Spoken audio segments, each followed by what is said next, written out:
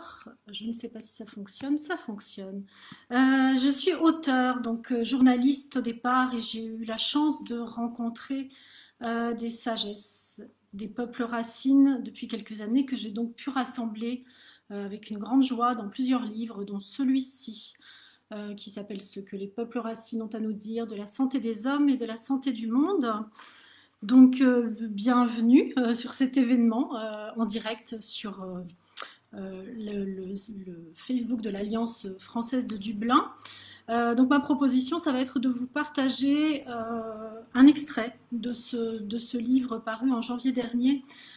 J'aurais dû être en début mars ou début avril à Dublin pour le Franco-Irish Literary Festival. Hélas, pour les causes qu'on connaît, il n'a pas eu lieu.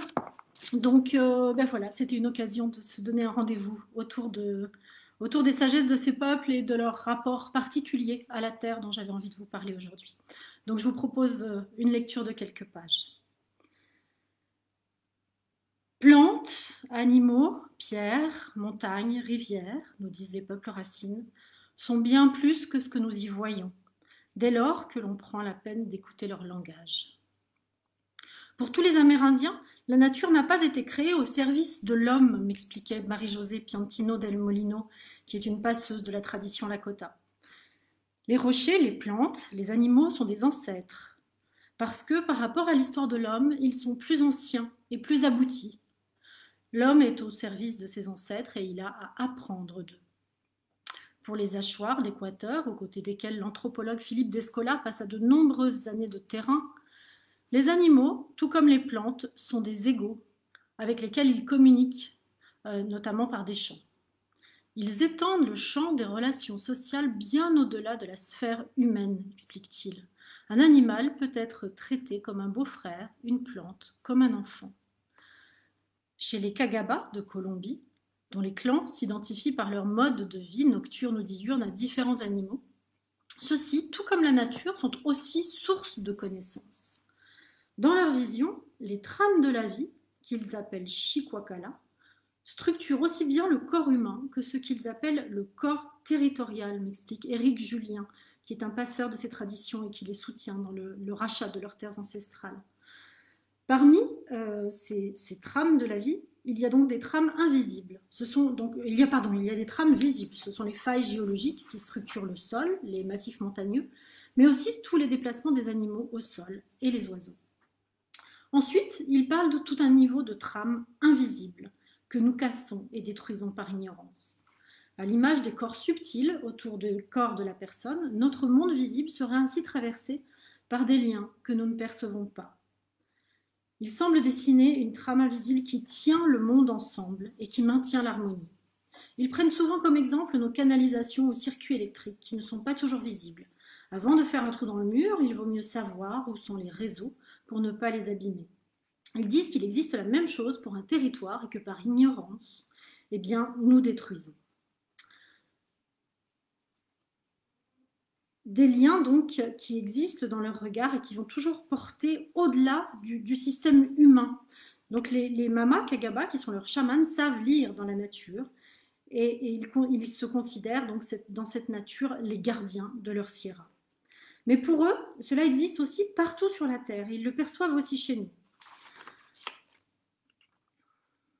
Dans leur vision, donc, il existe des points qui ont des fonctions spirituelles, comme les organes ont une fonction dans le corps.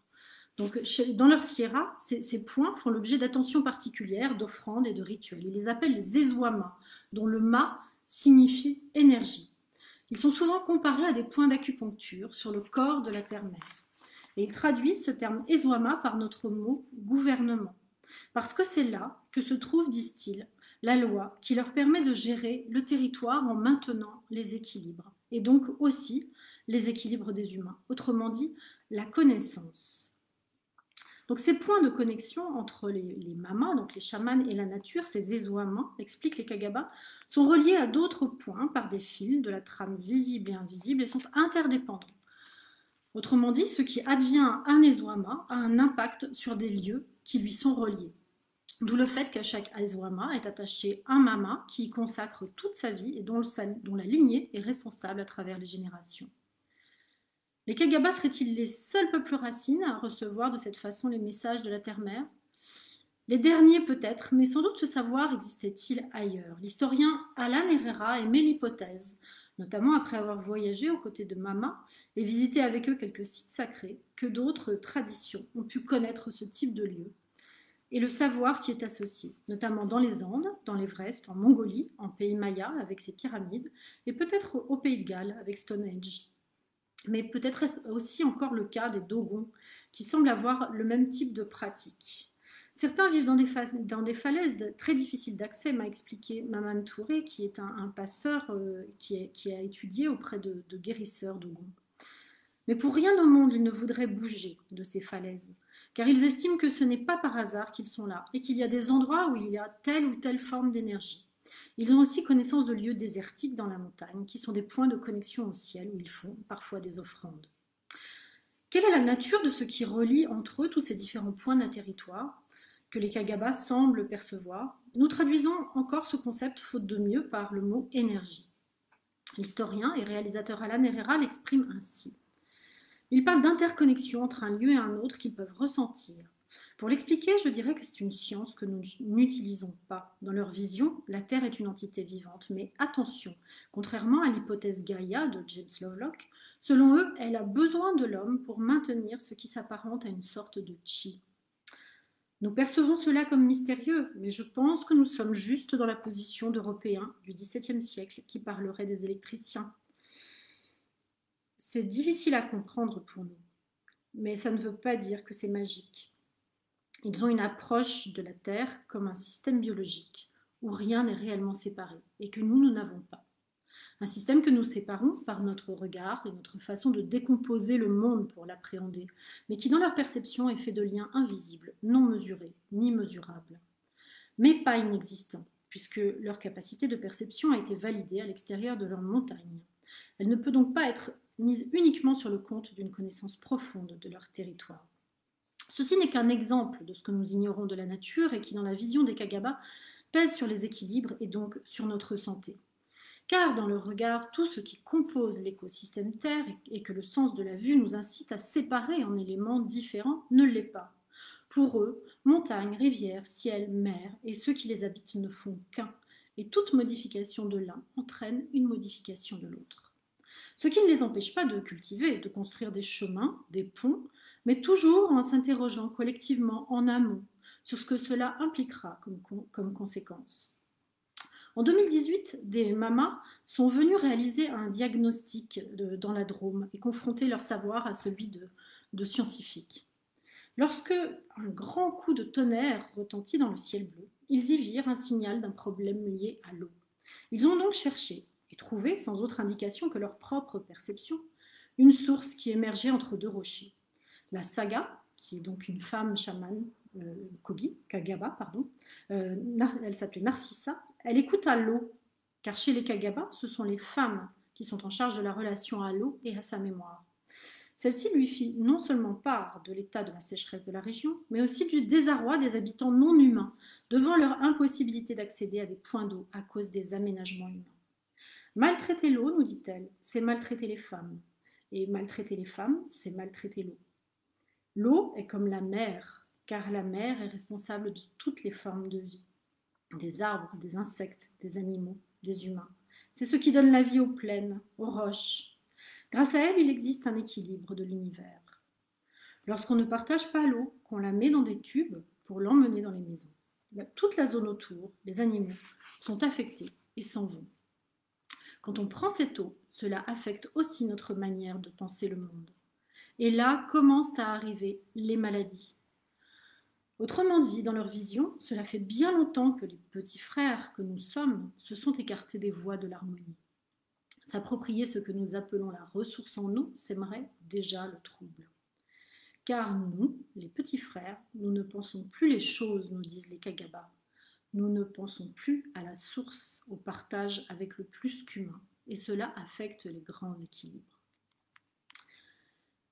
Dans cette relation à l'eau et à la nature, il y a bien sûr le respect que ces peuples accordent à ce que nous appelons ressources et que nous réifions. Mais il y a également celui de leur dimension cachée, qui se dérobe au regard et qui nécessite qu'on leur sacrifie un peu de notre précieux temps pour se laisser toucher et enseigner. Ainsi, une expérience que j'ai vécue avec Marie-Josée Piantino del Molino m'a permis de toucher quelques bribes de cet invisible précieux. Dans un cadre rituel au cœur de la nature, après quelques pratiques qui permettent d'élargir le champ des perceptions, ainsi que des efforts impliquant tant le corps que l'attention, elle nous proposait d'aller à la rencontre de ce que le système de représentation Lakota nomme l'énergie des grands-pères et surtout des grands-mères.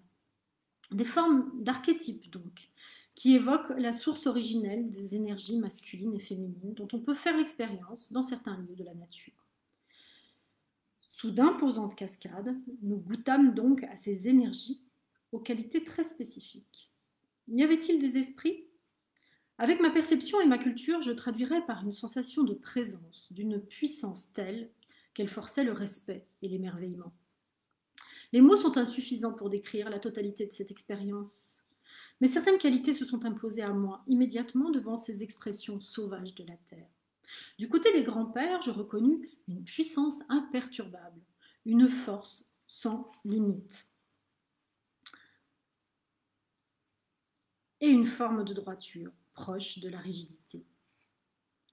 Quant à la cascade des grands-mères, il y régnait une force de vie infinie et une puissance de même intensité, mais sous une forme toute différente, nappée d'un accueil inconditionnel et d'amour, assorti d'une implacabilité et d'une exigence absolue. Je fis en fait l'expérience d'une correspondance directe entre les forces ou énergies qui résident dans l'espace invisible de mon intériorité et celle de la nature. Ressentir l'expression de ces forces à l'extérieur a permis à ma conscience de reconnaître aussi leur existence au plus profond de moi-même. Autrement dit, j'ai goûté concrètement au fait que, ce que disent les Lakota, le monde est déposé en soi. À la fois force de vie et force de